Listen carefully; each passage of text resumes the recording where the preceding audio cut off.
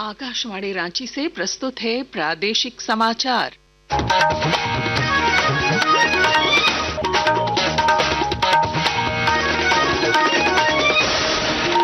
नमस्कार। प्रादेशिक समाचारों के साथ मैं पूनम केरकेट्टा। पहले मुख्य समाचार।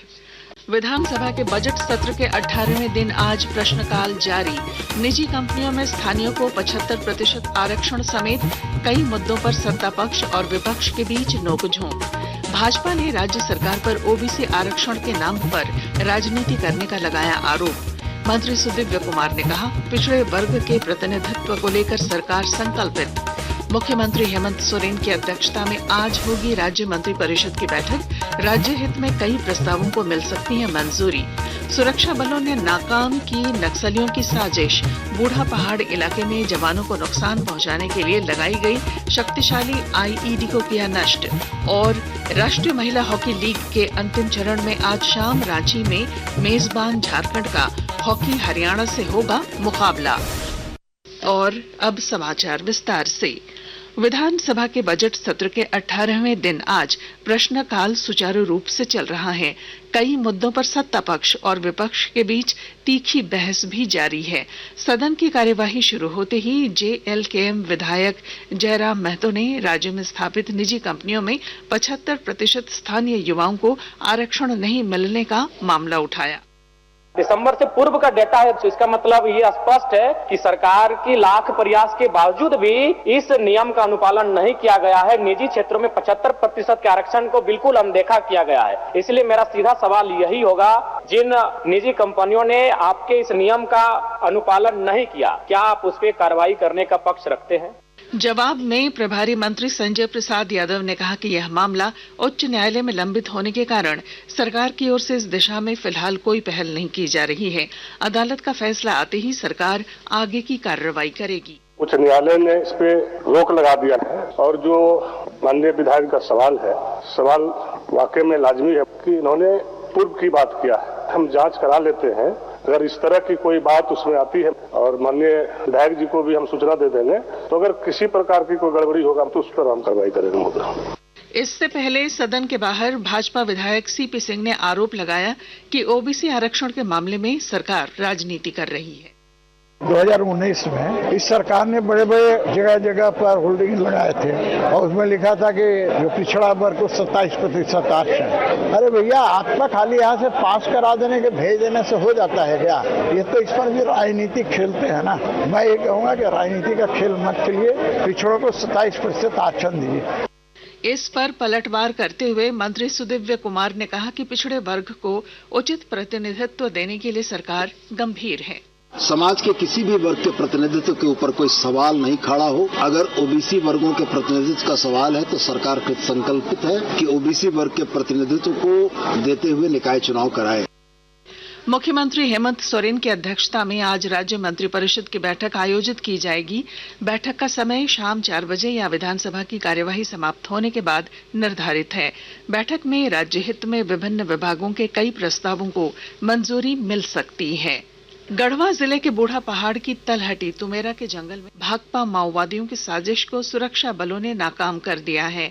सुरक्षा बलों ने इलाके से 2 किलोग्राम का शक्तिशाली केन बम बरामद किया है। नक्सलियों ने सुरक्षा बलों को नुकसान पहुंचाने के लिए इसे लगा रखा था। सीआरपीएफ कमांडेंट नृपेंद्र सिंह ने बताया कि बम निरोधक दस्ते के सहयोग से विस्फोटक को जंगल में ही नष्ट कर दिया गया। बूढ़ा पहाड़ पर जो कंपनी है उनके द्वारा ऑपरेशन में तुमेरा गांव के पास एक 2 किलो की आईडी बरामद हुई। कंपनी परसों ऑपरेशन में निकली थी और रात में जंगल में विश्राम की थी और सुबह जब वो पेट्रोलिंग से आ रही थी तो सर्च पार्टी के द्वारा सर्च करने पर एक आईडी मिला जो कि जमीन के नीचे दबा हुआ था, जो प्रेशर आईडी था। और मिलने के बाद तुरंत बीडीडी टीम को बुलाया गया और उसको वहीं पर निष्क्रिय करके डेमोलिश कर दिया गया है। सुप्रीम कोर्ट ने झारखंड के डीजीपी के पद पर नियुक्ति से संबंधित एक अवमानना याचिका में प्रतिवादी बनाए गए अधिकारियों को नोटिस जारी करने का निर्देश दिया है। साथ ही मामले की अगली सुनवाई के लिए 4-5 मई की तिथि निर्धारित की है। गौरतलब है कि भाजपा के प्रदेश अध्यक्ष बाबूलाल मरांडी ने डीजीपी अनुराग गुप्ता की नियुक्ति में अदालत की अवमानना का आरोप लगाते हुए शीर्ष अदालत में एक याचिका दाखिल की है। आकाशवाणी के ताजा तरीन समाचारों के लिए आप हमारी वेबसाइट newsonair.gov.in पर लॉग ऑन कर सकते हैं। ताजा समाचार X handle @AIR news alerts और Facebook page All India Radio news पर भी उपलब्ध है। आप प्रादेशिक समाचार एकांश के एक्स हैंडल @AIR न्यूज _ और Facebook page Akashvani news Ranchi, Instagram page तथा YouTube channel AIR news Ranchi पर भी हमारे बुलेटिन सुन सकते हैं। प्रादेशिक समाचार आप आकाशवाणी रांची से सुन रहे हैं। पश्चिम बंगाल के मुर्शिदाबाद के रहने वाले प्रसेनजीत दास उर्फ जोजो साइकिल से 195 देशों की यात्रा पर निकले हैं। प्रसेनजीत साइकिल से श्रीलंका जाने के क्रम में आज सुबह बोकारो पहुंचे। उन्होंने कहा कि उनकी इस यात्रा का उद्देश्य पर्यावरण और स्वास्थ्य को लेकर लोगों को जागरूक करना है। साइकिल पर्यावरण का दोस्त है, इससे कोई प्रदूषण नहीं फैलता। साइकिल चलाने से आपका सेहत भी अच्छा रहता है। सेहत अच्छा रखने का एक और उपाय है, साल में 2 बार रक्तदान के लिए आगे आए, क्योंकि आपका किया हुआ रक्तदान किसी मरीज के प्राण बचाने में भी काम आएगा और आपके लिए भी हेल्थ बेनिफिट होगा। साथ ही साथ मेरा कोशिश रहेगा कि सभी देशों में जाके पेड़ लगाओ, ताकि ग्लोबल वार्मिंग उसके अगेंस्ट में भी हम लड़ पाए और एक अच्छी जिंदगी हम आगे वाले प्रजन्मों को उपहार दे सके।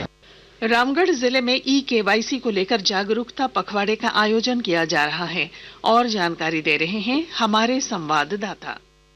राष्ट्रीय खाद्य सुरक्षा अधिनियम से आच्छादित लाभुकों को जागरूक एवं 100% लाभुकों का KYC को लेकर रामगढ़ जिले भर में जागरूकता पखवाड़ा का आयोजन किया जा रहा है। जिला आपूर्ति पदाधिकारी ने बताया कि योजना के तहत आच्छादित लाभुकों का 31 मार्च 2025 तक अनिवार्य रूप से KYC कराना निर्धारित है। वहीं दूसरी ओर KYC कराने के लिए रामगढ़ जिले के लाभुक महिलाओं को अंचल कार्यालय, बैंकों एवं CSC का चक्कर लगाने के लिए भी मजबूर होना पड़ रहा है। कौशल किशोर तिवारी, आकाशवाणी समाचार, रामगढ़। मौसम। बंगाल की खाड़ी में बने साइक्लोनिक सर्कुलेशन के कमजोर पड़ जाने के कारण रांची समेत राज्य भर में मौसम साफ हो गया है। मौसम विभाग ने तापमान में 6 डिग्री तक की वृद्धि का अनुमान व्यक्त किया है। कुछ संक्षिप्त खबरें। गढ़वा में राजकीय श्री बंशीधर महोत्सव में अश्लील गानों और डांस की प्रस्तुति को राज्य सरकार ने गंभीरता से लिया है। इसे लेकर वित्त मंत्री राधाकृष्ण किशोर ने दोषियों पर कार्रवाई करने को कहा है। एंटी करप्शन ब्यूरो ACB ने गढ़वा जिले के रमना प्रखंड में पदस्थापित मनरेगा BPO प्रभु कुमार को 12,000 रुपए घूस लेते रंगे हाथों गिरफ्तार कर लिया है। और अब खेल की खबरों के साथ शिल्पी। राष्ट्रीय महिला हॉकी लीग के अंतिम चरण में आज शाम रांची में मेजबान झारखंड का मुकाबला हॉकी हरियाणा की टीम से होगा। इससे पहले कल मरांग गोम के Jaipal Singh astroturf hockey stadium में खेले गए एक मैच में झारखंड की टीम ने मणिपुर को 0 के मुकाबले 8 गोल से पराजित कर दिया। इसके साथ ही झारखंड की टीम चौथे स्थान पर पहुंच गई है। ओडिशा, मिजोरम और महाराष्ट्र ने भी अपने अपने मैच जीतकर पूरे अंक अर्जित किए हैं।